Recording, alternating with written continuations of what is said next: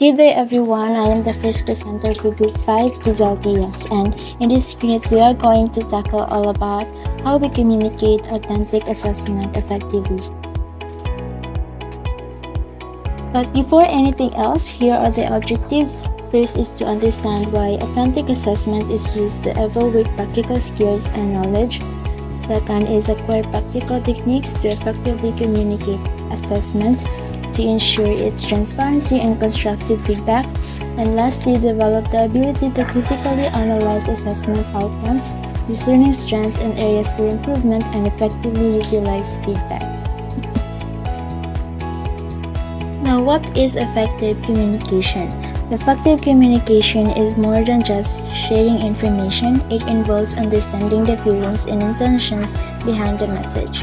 For instance, if someone gives you feedback on your performance, it's not just about what they say, but also how they say it and what they're trying to help you achieve.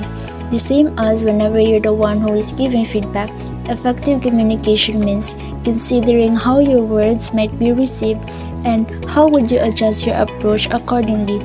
It's about being mindful of the other person's feelings and intentions that can make your communication more impactful and meaningful.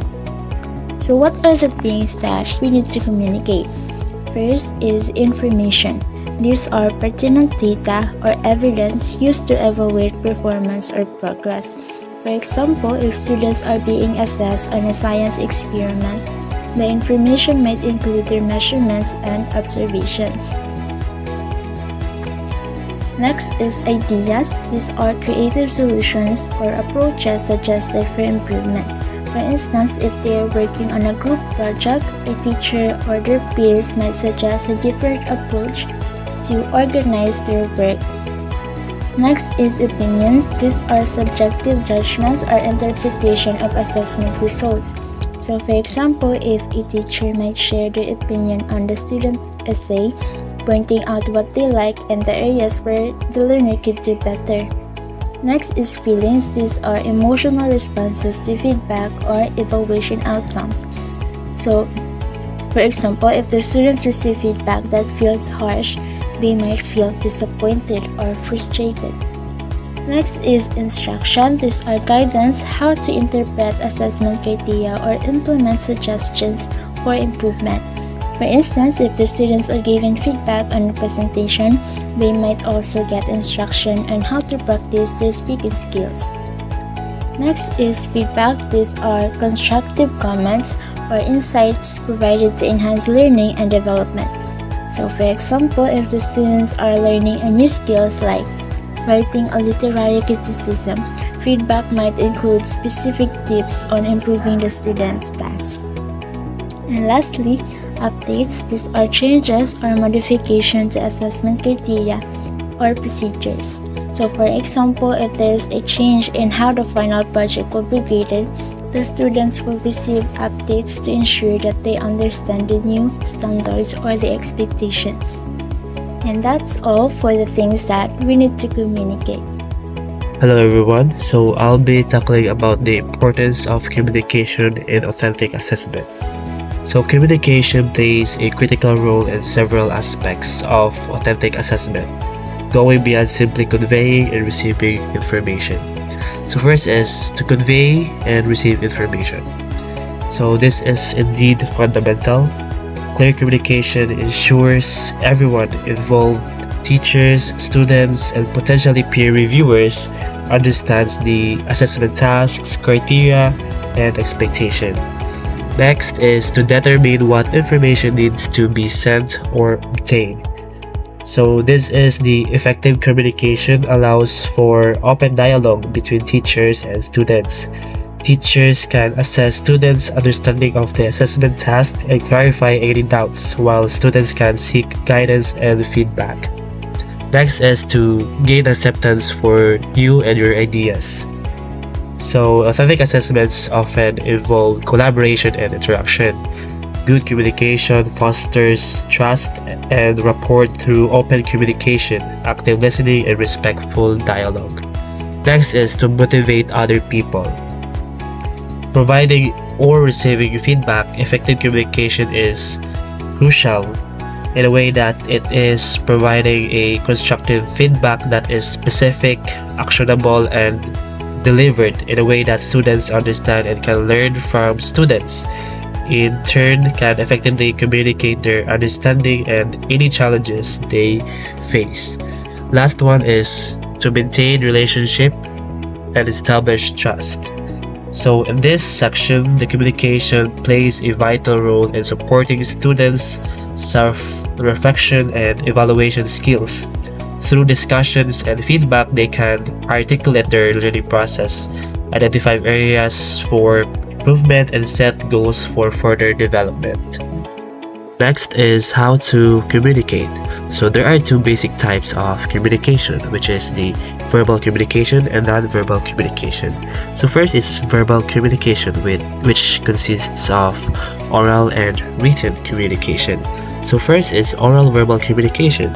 So this includes clear, concise explanations of assessment tasks, expectations, and criteria.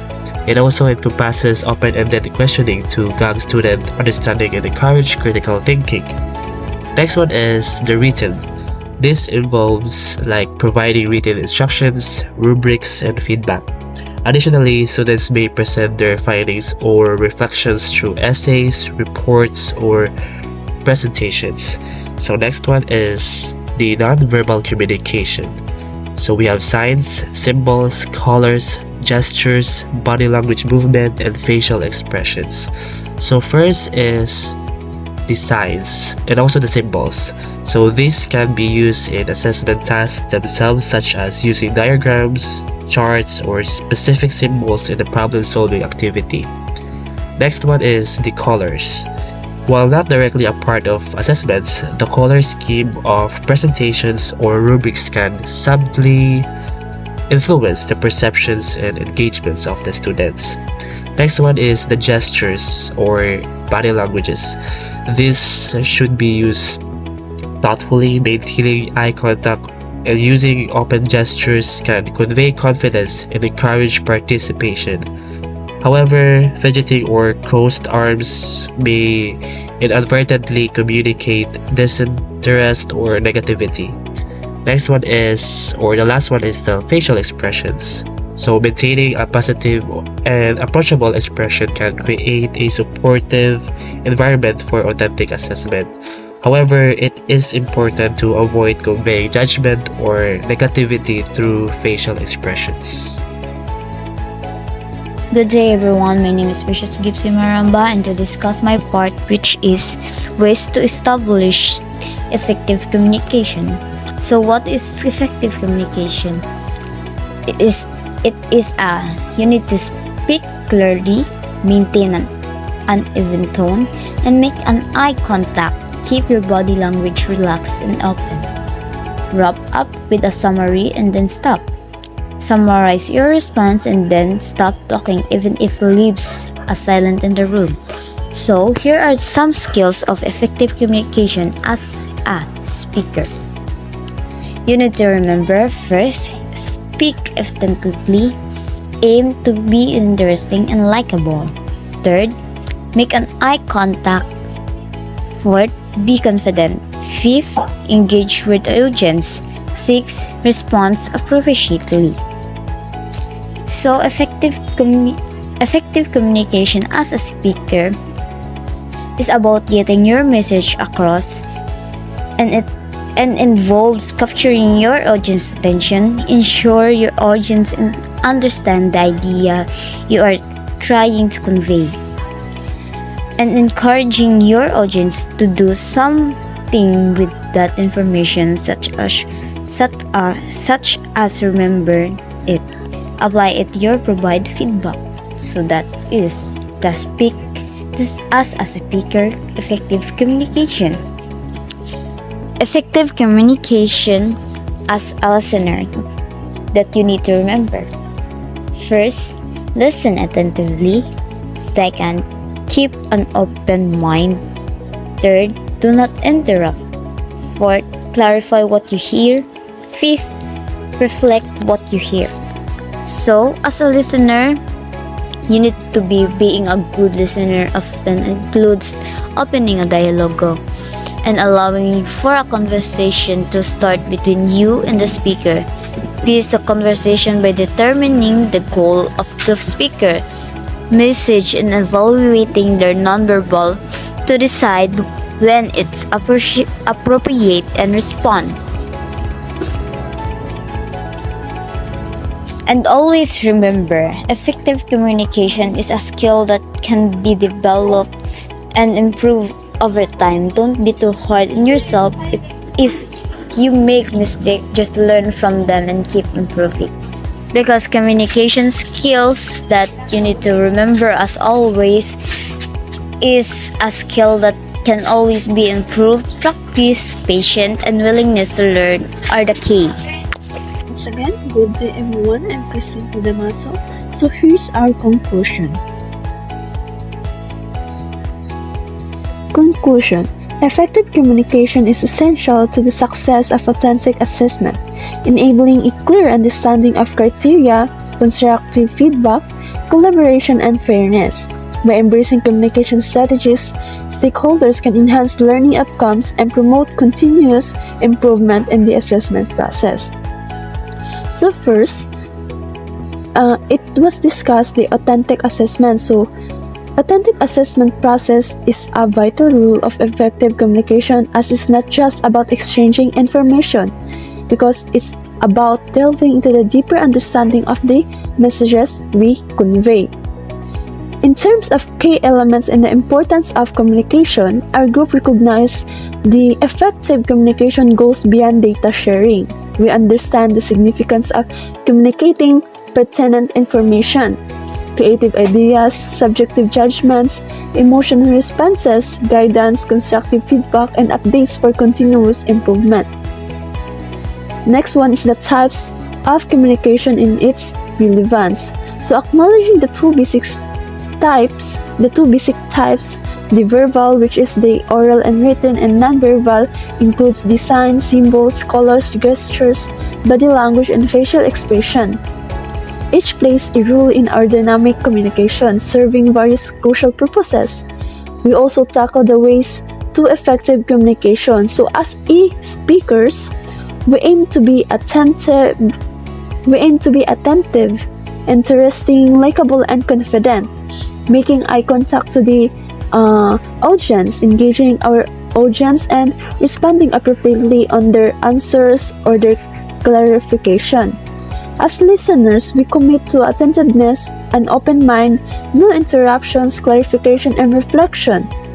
In brief and precise conclusion, that effective communication is the cornerstone of our success and authentic assessment. So it was the foundation of our success in authentic assessment. By embracing these strategies, stakeholders can enhance learning outcomes and foster a culture of continuous improvement. And I urge you to integrate these communication principles into our daily interactions for a more collaborative and successful group dynamic. And that's all for our conclusion. Thank you for your time. And here's our reference if you have if you are confused, or if you want to learn more or delve into our topic. So you could visit these links. So thank you and have a good